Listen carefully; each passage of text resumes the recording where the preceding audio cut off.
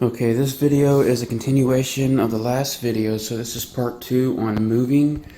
Some things I want to go over and possibly even mention again. Sorry for the mess, I'm still in the moving process here. I just got my internet connected. Well, it's supposed to be connected here shortly. But, one thing I like to go over, as soon as you find a place to even temporarily set up your aquariums, which I recommend you do if you don't already have a permanent home for them, immediately set them away from any windows,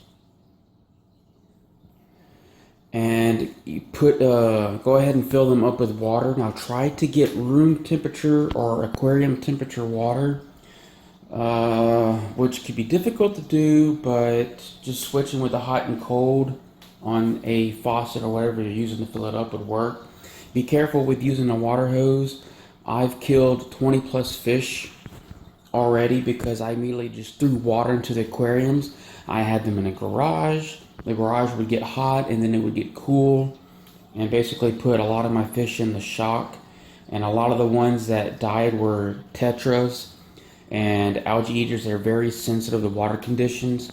My mollies, I have some died, but as you can see, a majority of them are still alive.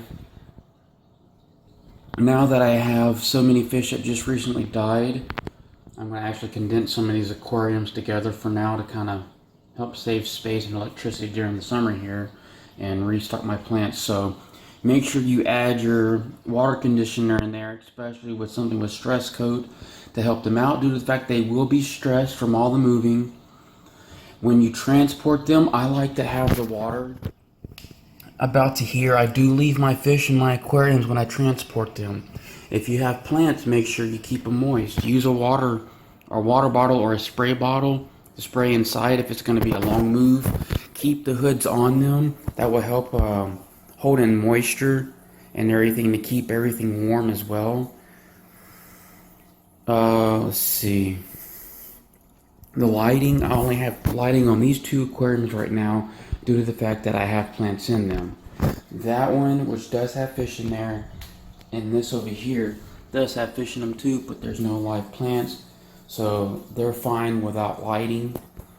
So immediately, as soon as I find a place to where I'm going to set them up, I will drain out as much water as I can, put them on the table or whatever I'm going to put them on, and then fill them back up with water. Now, I want to wait a few days because of the cycle that's in these aquariums, especially if you have an established tank.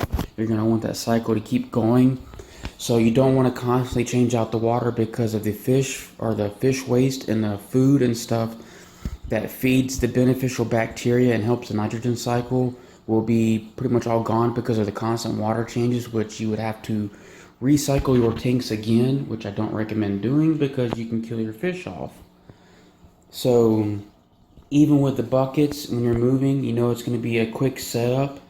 Save at least half of the water from all the aquariums and refill them with fresh water later on, so you don't have to worry about recycling your tanks themselves. I mean, it does take on average 6 weeks, and you got to keep a constant eye out and everything. But I also say get, oh man, I forgot what it's called, the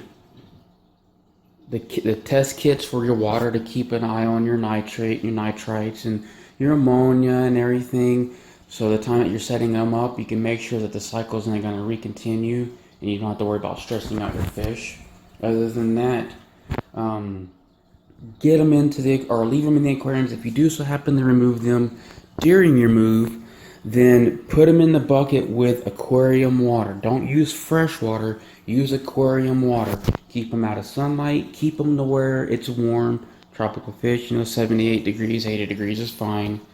And you're going to have to replenish the water if it's going to be more than, like, let's say an hour, due to the fact that the way that the air bubbles, or the way they get their oxygen, is the water flow from your aquarium filters. And that's how that replenish the actual water into, or the oxygen into the water for them.